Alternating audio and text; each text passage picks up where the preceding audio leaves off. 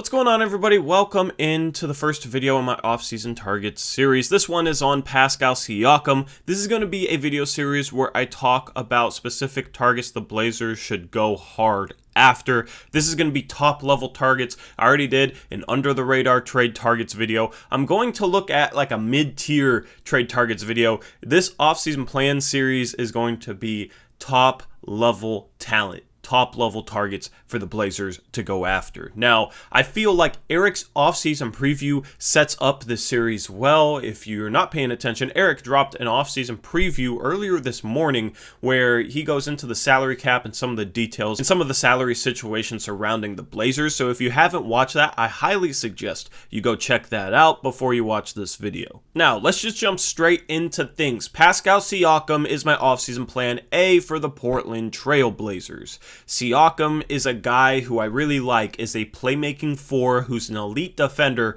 but also he's a good enough shooter to be able to play off of Dame and space the floor for him. Now, the past couple of seasons, Siakam's three-point shooting hasn't been too good. It's been around 30%, but the 2 seasons prior to that, where he was playing more like a number 2 instead of a number 1, he shot around 35 to 36%. So if the Blazers were able to go get Siakam, I'd be hopeful that he could bump up his three-point percentage back to the mid-30s, where he'd be an average NBA three-point shooter. If he could do that next to Dame, he is the perfect fit as a defensive playmaking four. Now, there's rumors that Siakam is unhappy with Toronto, and there's rumors that Toronto is indeed making him available. Now, Toronto has been heavily rumored to want Ben Simmons, so maybe they're trying to get Ben Simmons back for Pascal Siakam. If that's the case, it's most likely going to be a multi-team trade where the 76ers don't get back Siakam. Maybe they get back a Bradley Beal, and if not, maybe they get back a CJ McCollum. I've suggested a 3-team swap for a while now,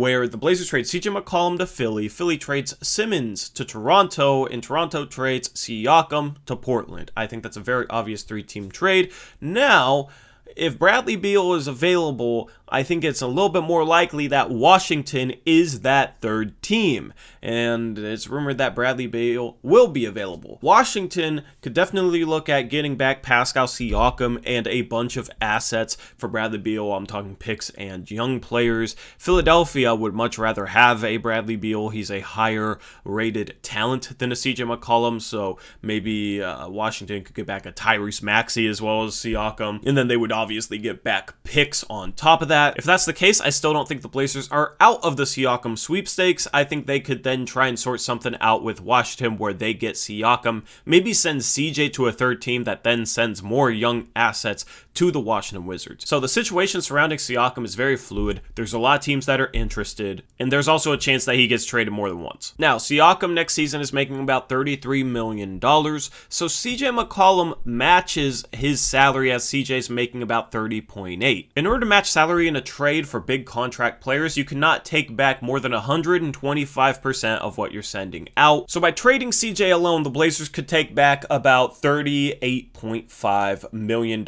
So maybe there's another piece on Toronto that Portland would look to get. Maybe in a 3-team trade with Philadelphia and Toronto, they would want a George Hill. Now, in that case, they'd have to send out a little bit more salary, so that gets a little tricky. But I just want you guys to know the limit that the Blazers can bring back by only trading out CJ McCollum. That's going to be relevant in future videos and as we head into the offseason. Now, a lot of people might be surprised that Kawhi Leonard is not my plan A for the Portland Trail Blazers, but should the Blazers be able to trade for Pascal Siakam, they could still pursue a Kawhi Leonard sign-and trade in free agency. It actually makes it a little bit easier because Kawhi Leonard's starting salary would be about $39.4 million on a max contract. As I just showed you, CJ McCollum by himself can only bring back 38.5. However, if you make a trade for Siakam first, Siakam's making $33 million. In that case, Siakam could bring back up to $41.25 million, which is more than enough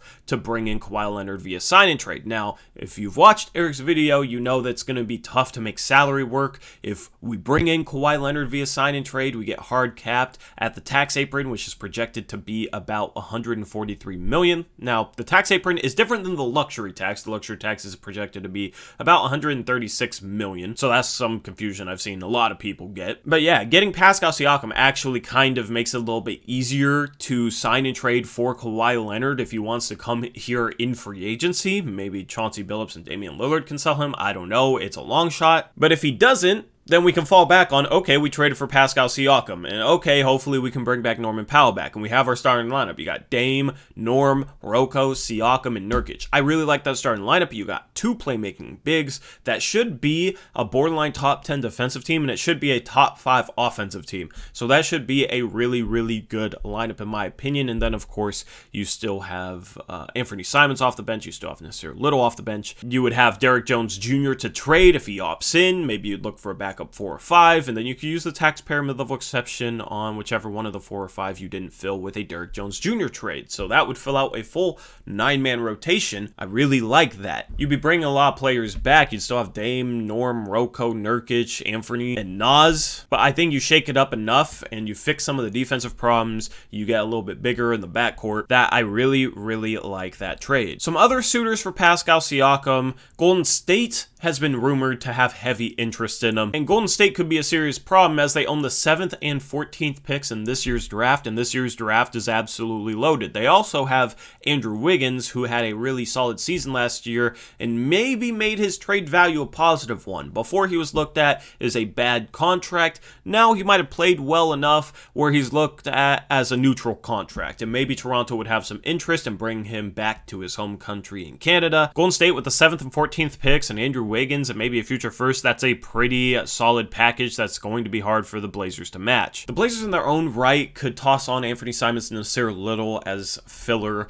onto CJ McCollum. I just don't know how interested Toronto would be in either of those guys. They also wouldn't likely value CJ McCollum a ton because if they trade Pascal Siakam, they're likely trying to rebuild. Portland will be able to trade all their future firsts this offseason. They technically can't trade their 2022 first until the 2021 draft is done. That's called the Stepien rule. You're not allowed to trade future first and back-to-back drafts, but they can make a trade now using a 2022 first-round pick and just deem it as to be official after the draft is completed. You can kind of agree to trades and then have them go through at a little bit later date in the offseason to make it work under league rules. Anyway, I think the easiest way for the Blazers to swing a Siakam trade is to find a team that values CJ McCollum more than the Raptors would, and that's why I think Philadelphia is the perfect third team in a Portland and Toronto Siakam trade because I think Philadelphia would really value CJ. I think he'd be a really good fit and kind of what they need this offseason. And they would potentially be willing to give up Ben Simmons for CJ in a pick. Or maybe you have CJ McCollum going to Philly and you have Toronto sending Chris Boucher to Philly, who they have a traded player exception for. Maybe that's enough for them to send Simmons to Toronto, and then maybe Toronto is willing to take Simmons straight up for Siakam and Boucher. I think maybe they'd need a little extra value, so maybe that's a Nasir Little, maybe that's another future Portland first, I don't know. But I feel like that's the easiest way to structure a Siakam trade for Portland. You gotta maximize CJ McCollum's value on the trade market and turn that into pieces that you can use to get back what you want. Because in a 3-team trade with those 2 teams, trading out CJ McCollum and 2 firsts could get you Pascal Siakam. Straight up with Toronto, I don't think Toronto does Pascal Siakam for CJ and 2 firsts. However, I might be wrong on that. We'll have to wait and see. As I said, a lot of this stuff is fluid. All I know is Pascal Siakam is my plan A. Obviously, Kawhi Leonard is my number 1 choice. I think the Clippers would definitely take Siakam back in a sign and trade for Kawhi Leonard instead of potentially losing Kawhi Leonard for nothing. So, Siakam's my plan A. I will have my plan B tomorrow. I'm going to try and release these daily. Obviously, if a big trade or a big move happens, that kind of derails this series. If a big move does happen, we will stream it, going live here on Blazers Uprise. So definitely stay tuned. I've said fluid a lot in this video, but everything is fluid at this point as we head into the off season. So hopefully you enjoyed this video. Let me know what you think about Pascal Siakam down in the comment section below. Let me know what you think some potential packages are, especially if they include a third team. Try and make sure the salary works, all right? If you're going to use a trade machine, go to fanspo.com and use that trade machine. It's better than ESPN's. I don't like doing trade machines. I like being a nerd and doing the math myself. It's pretty easy and simple to use a calculator if you know the CBA rules. So if you're interested in learning something about the CBA, definitely message me or Eric on Twitter, on Discord, wherever. We'd be glad to help you out. We try and teach you guys kind of how things work in terms of building a roster here on this channel. I know a lot of other people just scream, oh, I should go out and get this guy and sign and trade Hassan Whiteside for this and yada yada yada, a bunch of crap that doesn't make any sense. We like to educate here on this channel. So with that being said, that's a wrap for this video. Hope you enjoyed. I'm out of here. Until next time, as always, peace out. Go Blazers.